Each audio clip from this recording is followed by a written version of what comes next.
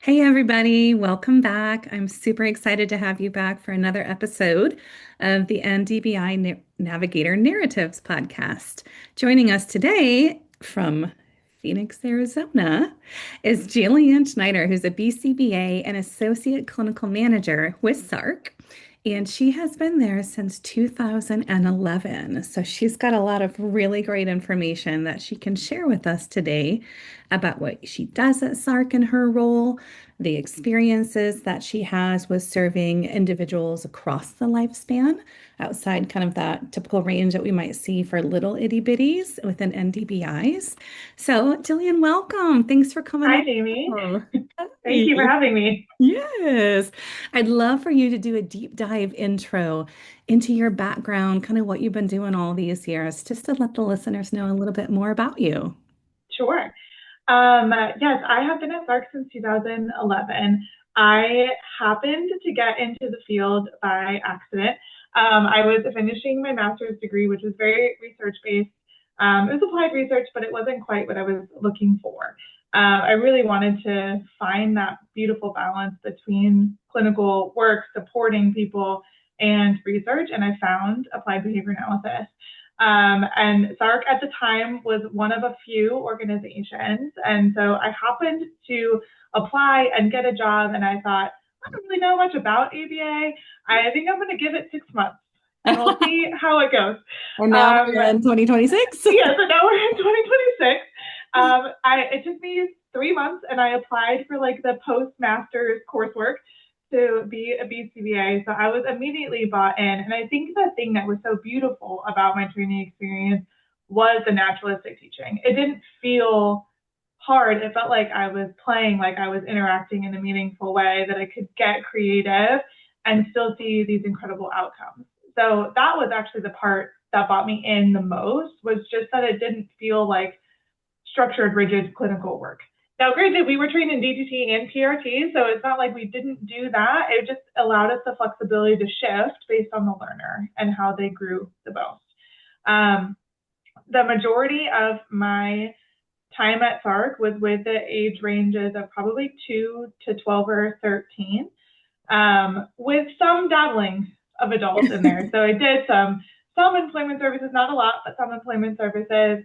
Had some in-home clients that were older, approaching adolescence. Mhm. We had one client or a few clients that were adults, and so we would actually go to their place of work and do their one-on-one sessions as a part of their like Wow. on-the-job social interaction training. But a couple years ago, in January of 2023, made the full switch to teen and adult services.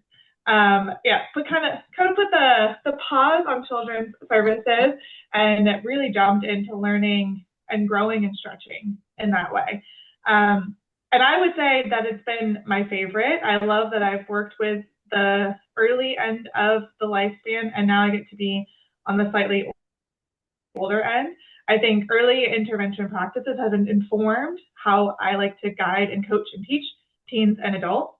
But also, having now been on the teen and adult side, I can advise people Go back. on really important skills to teach. Yes, exactly. Like, let's go back and let's work on this and let's give people a voice as soon as we can. Let's teach advocacy. Let's teach boundaries. Let's teach all of these things so that when I get them and they're 15, we don't have to teach it at that time.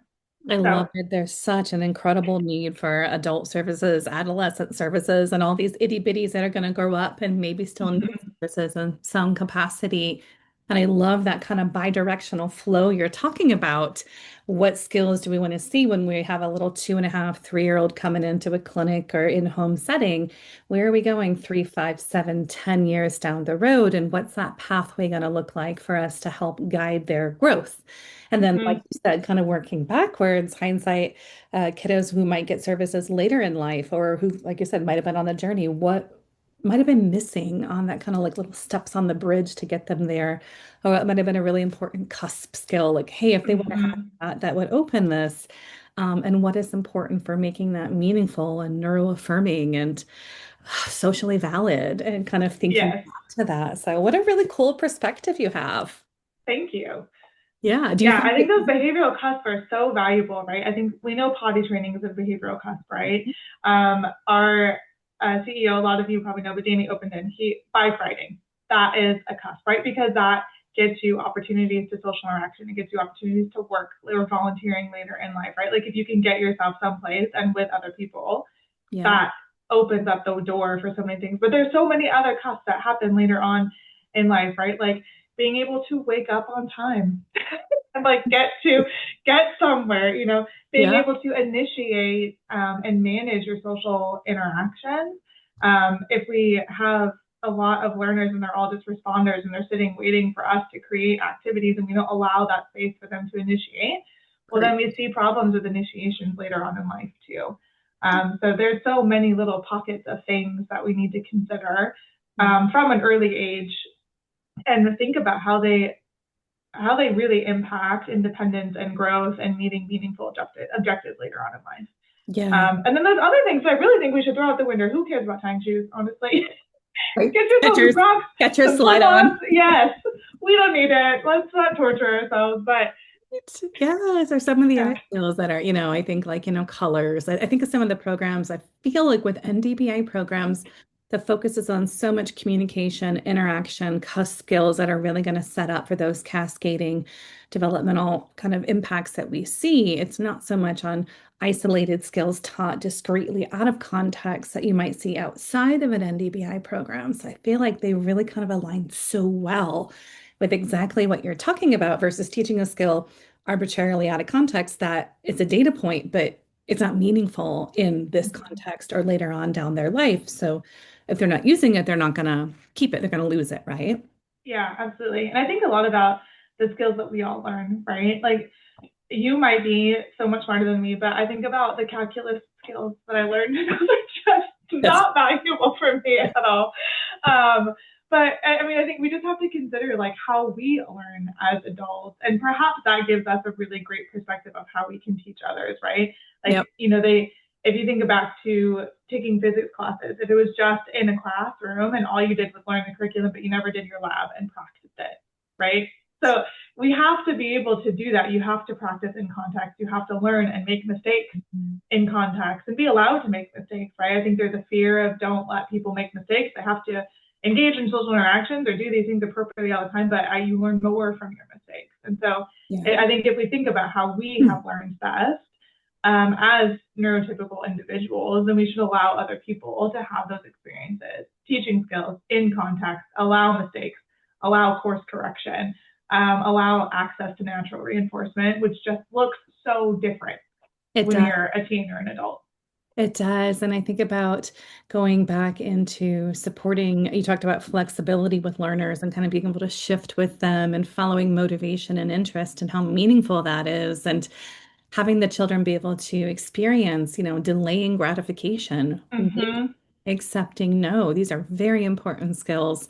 You can have all the academic skills. I'm thinking of young children that, a kid can learn, but if they can't social emotional, wait their turn, be around a peer, initiate, be flexible, pivot, then kindergarten's going to be really hard for It them. And is. it's going to compound probably as they get older as well.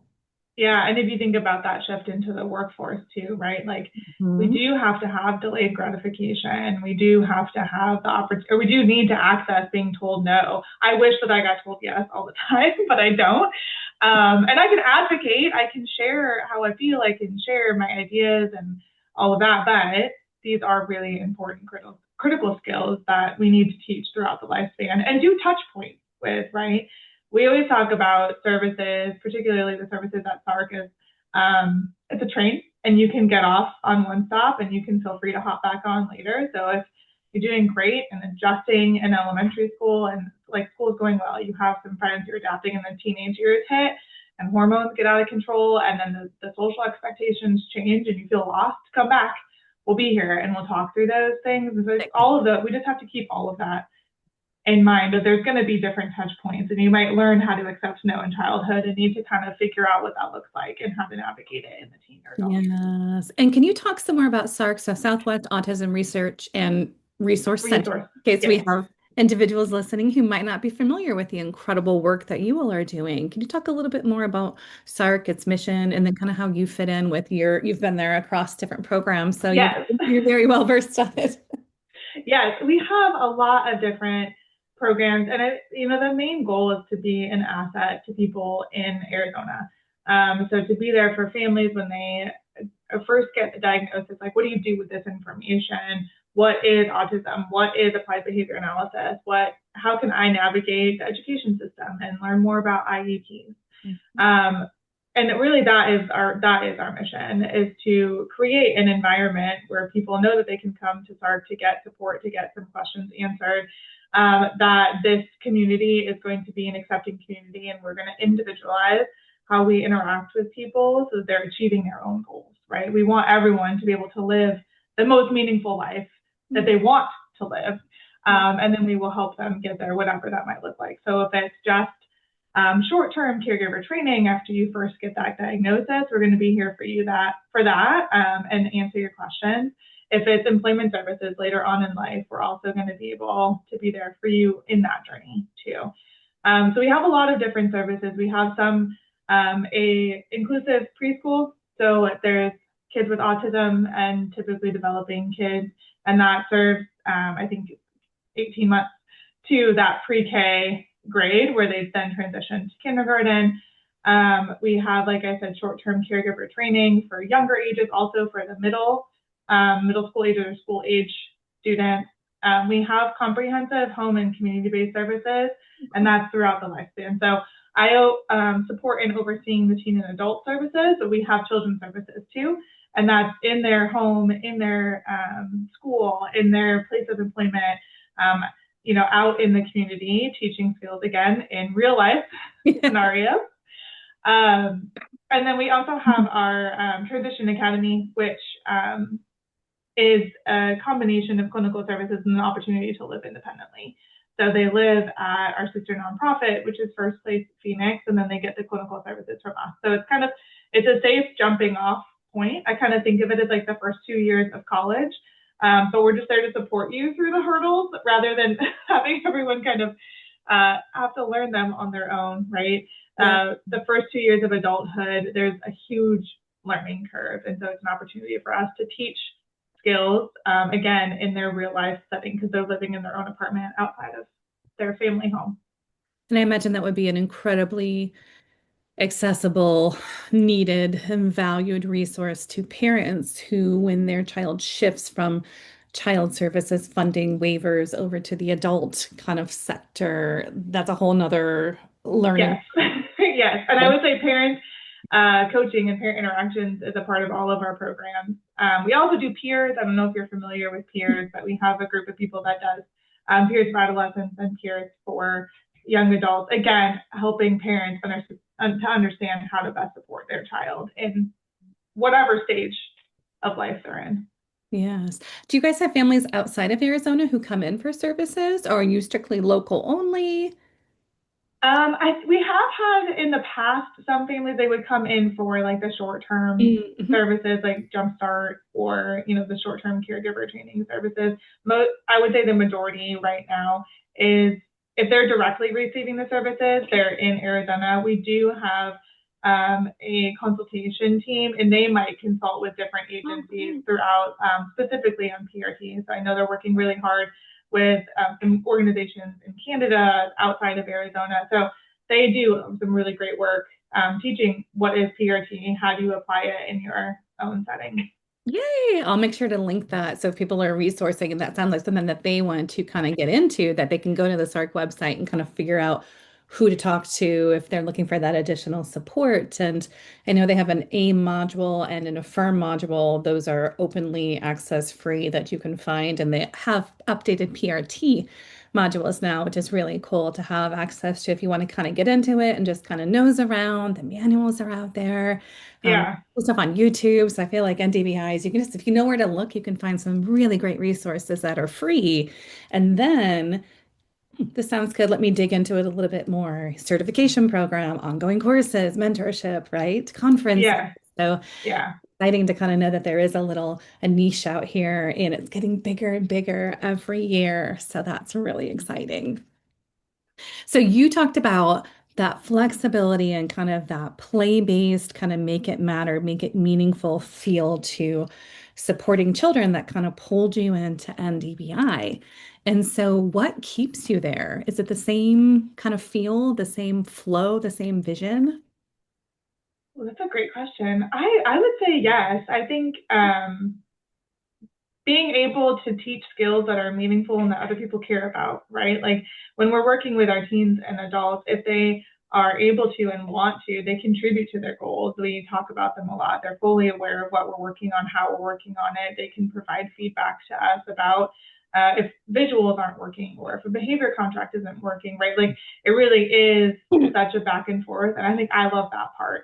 And that part has never changed, right? When you're younger, it's a lot of parent collaboration. As you get older into school age, students or learners might start to participate, but I like that part of it, that it really is a unit of people who are moving in the same direction. And we're not, let's talk about it, let's figure it out, let's course Yeah. correct, but I like being able to collaborate with the families and the clients themselves. Yes, and having them be such an active part of their team and an active member with their voice really amplified to be able to speak up. And I think sometimes with the little ones, they just tend to get steamrolled. I'm the adult, I'm telling you what to do. And there are certain things in life you need to brush your teeth, certain Yes. things that are non-negotiable, safety, health, hygiene. You need to do it. We're not skipping it. And then Yes. other things you can barter with those little toddlers and kind of negotiate back and forth. But it's really important, I think, for us to have those conversations for how we can support young children to accept that no and work through that dysregulation. How you get regulated is you have to experience some dysregulation and have the Mm-hmm. skills and coaching and support to kind of learn how to work through that, which is an incredibly important skill in the workforce, I would imagine. Yes, Hard absolutely. pressure, stress, job requirements. So being able to have the little ones kind of thinking forward, they need to not get their way. They need to wait. They need to accept no. They need to be able to use those co-regulation skills, working on regulation, up the kind of chain to self-regulation, because that's going to be a really important thing for them in life, especially like you said, when the hormones hit in teenage years. Adult settings and requirements are even more intense for some of them. Yeah, well, and self-management and all of it, it's such a critical part of PRT, Yeah. right? And I think sometimes that might be the one thing we forget, right? We can establish motivation, we can teach skills and preferred activities, we can vary the task, but we have to remember to move to self-management because self-management is what is necessary and critical for adulthood. And it could be in different ways. And self-management doesn't always mean completely independent, right? We Yeah. talk a lot about interdependence, that we're none of us operate in isolation, right? Like I still have my own resources that I use, but when I need to, I can manage my tasks, I can manage my emotions, I can engage in coping strategies that are contextually appropriate. Yeah. Yep. Yeah, my coping strategies at work are probably different than my coping strategies at home. But I can manage those, and we have to be able to manage social interactions, to manage our thoughts and our feelings and our emotions and how we move our body through time and space. And then again, there's going to be a time where you don't have to do that, and that's fine. But we need to be able to teach that self management skill. It's just so important. What would that look like from a self-management perspective in PRT for a little one, 3, 4, 5-ish versus an older adolescent adult?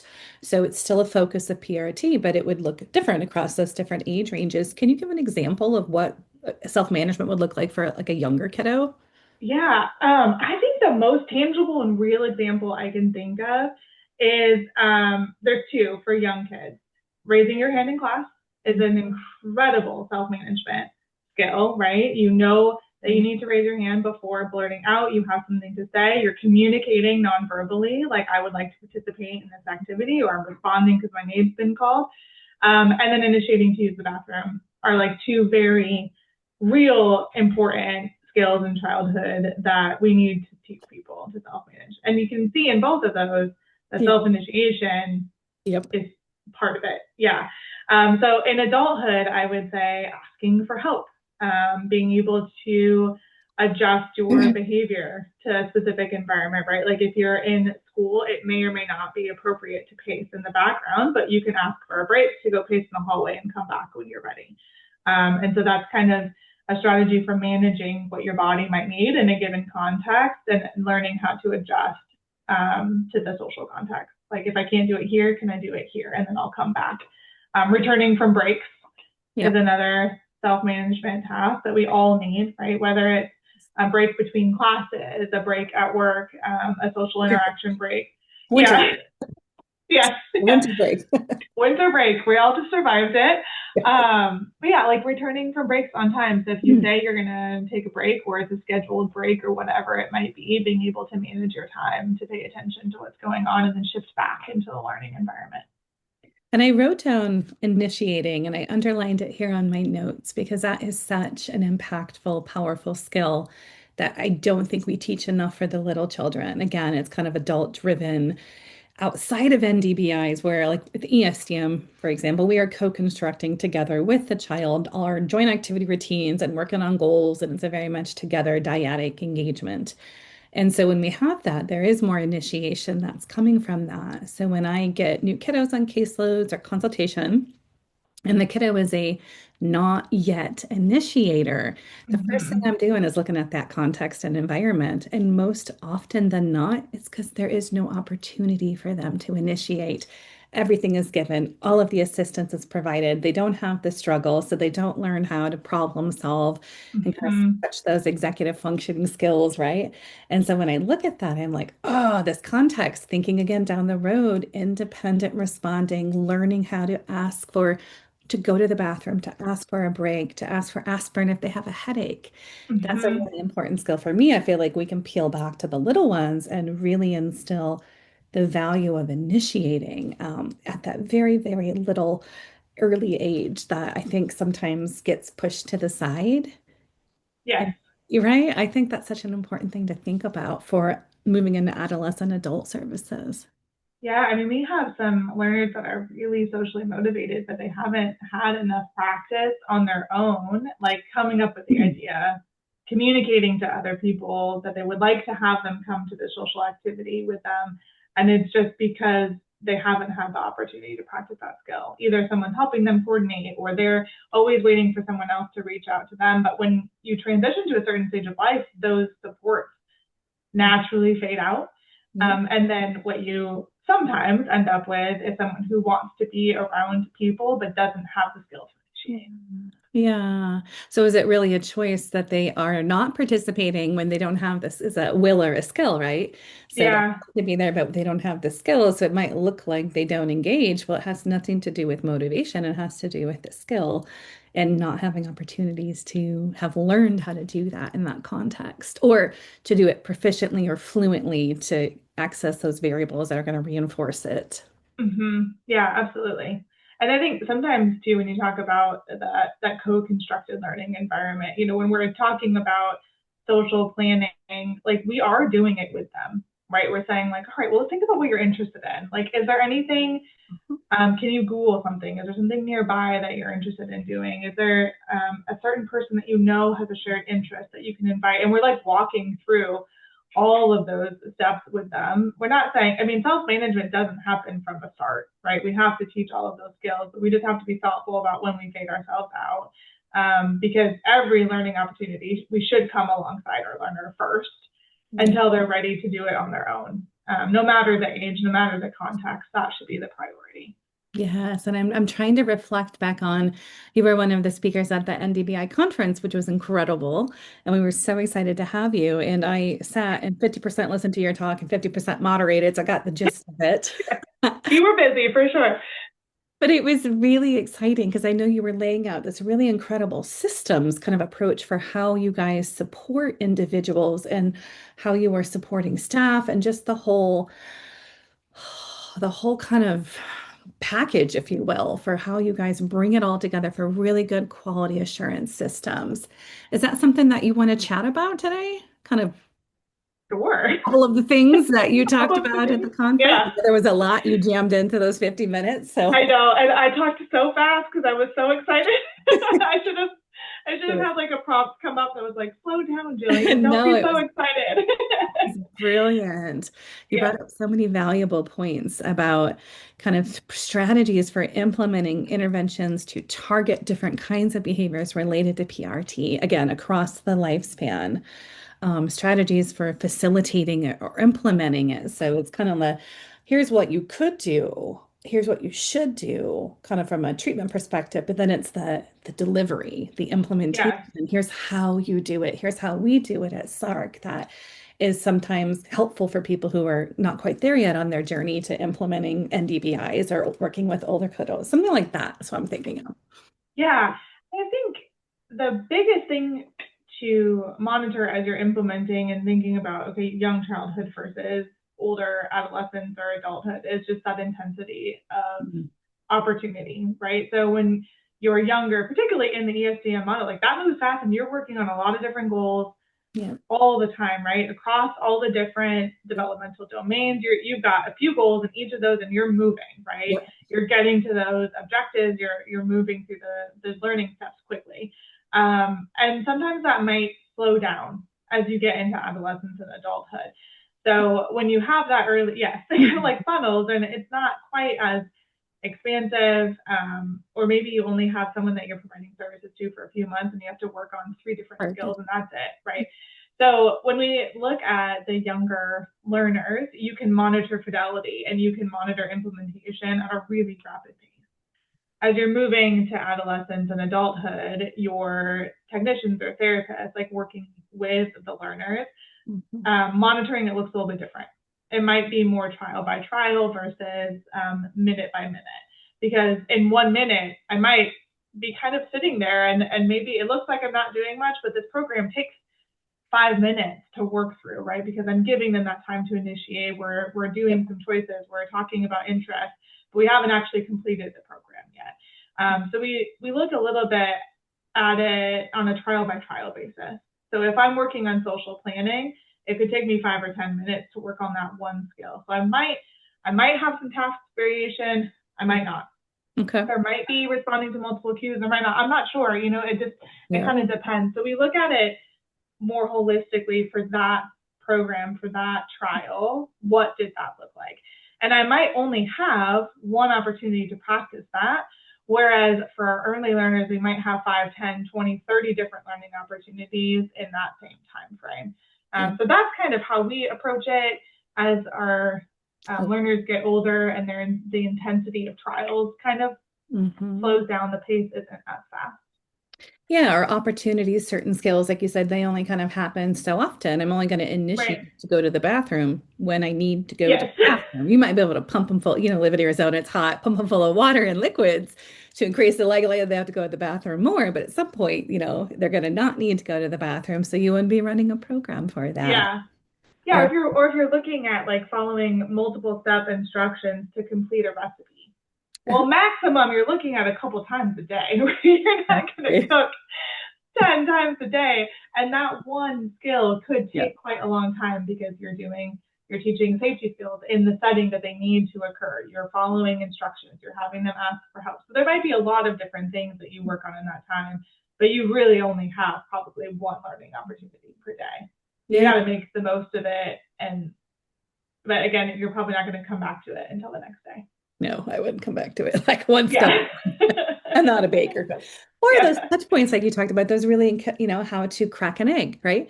Multiple recipes involve cracking an egg and scooping the eggshell out if it happens to get in there, or Yes. whisking, right? Versus, I don't know, using a spoon to stir. So those different skills can make or break. I am not a baker. I am not a chef, so I'm not going to speak from practice here, but I assume it could make or break your recipe if you miss a step or put in the wrong amount or don't prep it correctly. And Yeah. if you are a child or a younger kid living at home with a parent supervising you, they're going to help you, like you said. But if you were in adult services and you're living independently on your own, following those instructions could prevent you from getting sick or eating something that wasn't cooked all the way or tasting really terrible and then you stop eating because food is not good. So I think Yeah. some real big life implications for targeting skills in these contexts that are meaningful and then really kind of thinking about the generalization of where are they going to use this skill, cracking an egg, like how many different recipes? A lot. And I'm trying to A think of, lot. like, I don't know, like zesting a lemon.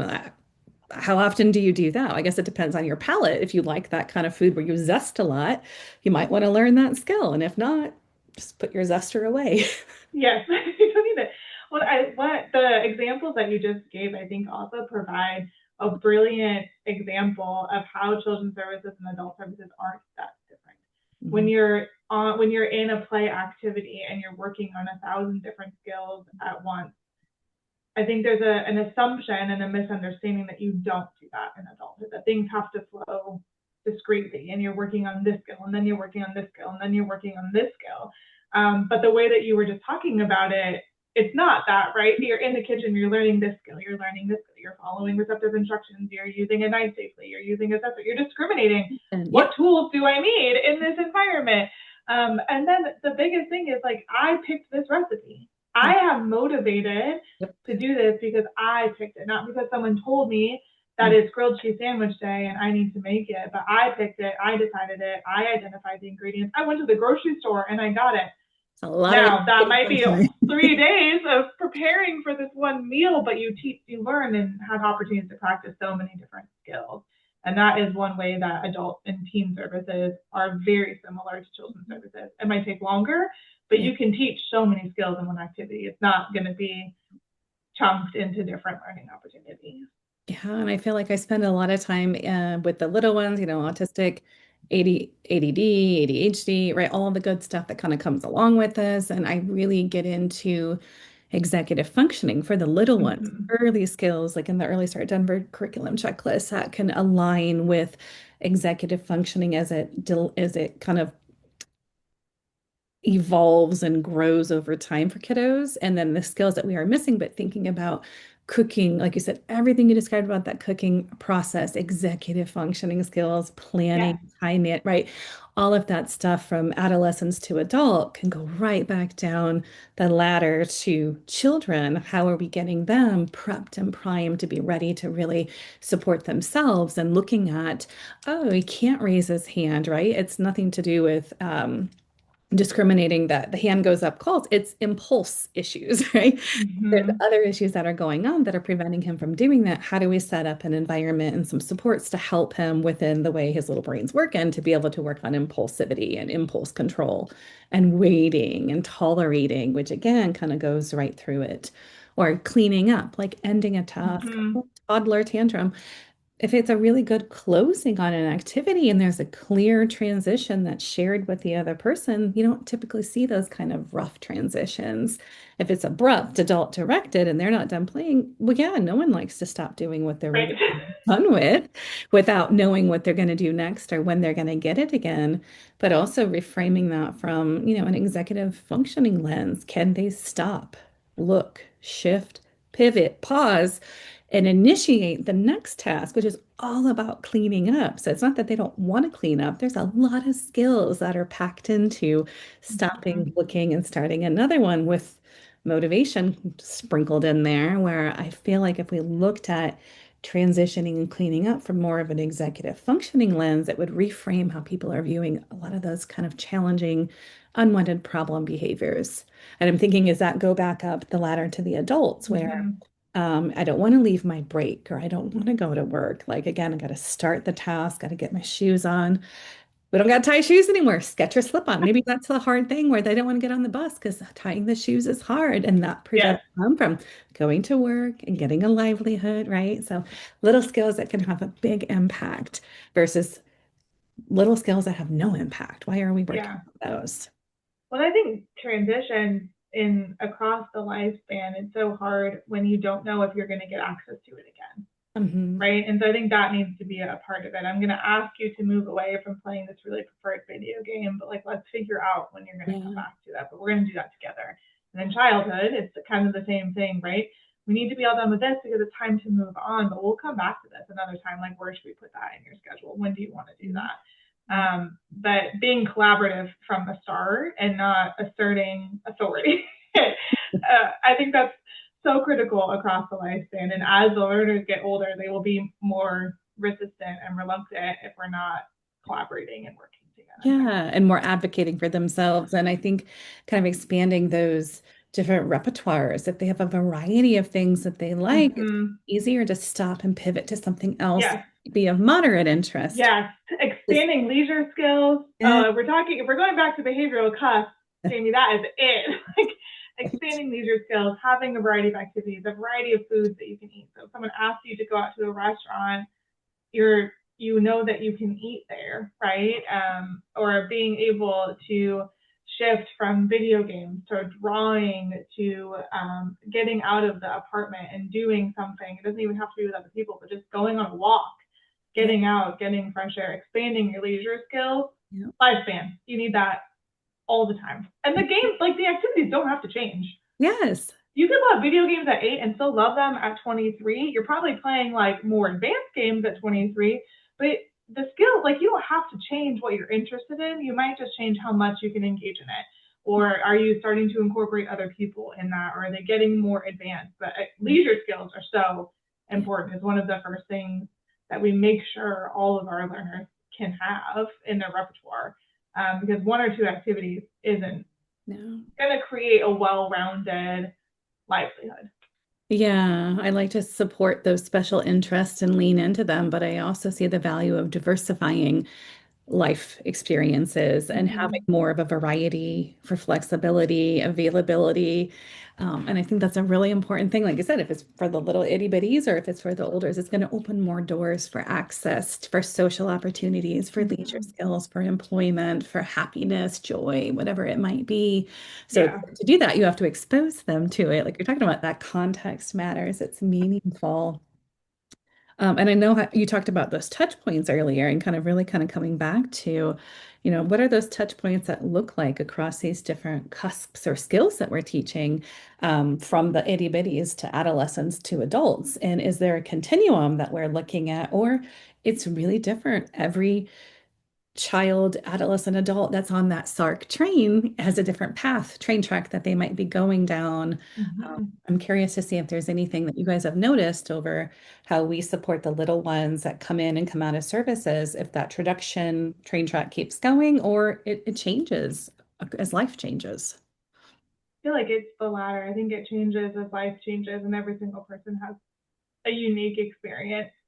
Um, I mean, I think one really clear example is like we work a lot, for coping strategies and emotion regulation. We always teach emotions in Yeah. childhood, and maybe it looks one way. Well, we've had some people who start services later on in life, and we have to teach those skills to them too, right? I'm reflecting on one learner who learned emotions through emojis, I which love is it. very problematic because someone can be sad and not crying.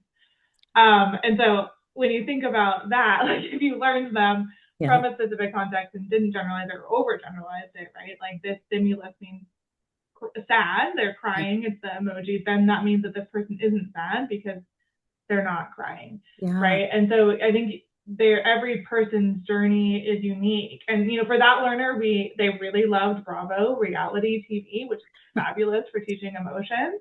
I wouldn't take that approach with a child, but if you, as an adult, like let's Wide watch some range. TV. Yeah, yes, let's start with the most overt Yep. emotions possible, Over the and then top. we'll work on some less overt, more covert experiences to teach you emotions. But I Love. mean, I think those learning opportunities come up across the lifespan too, and it really depends on their own learning history. Absolutely.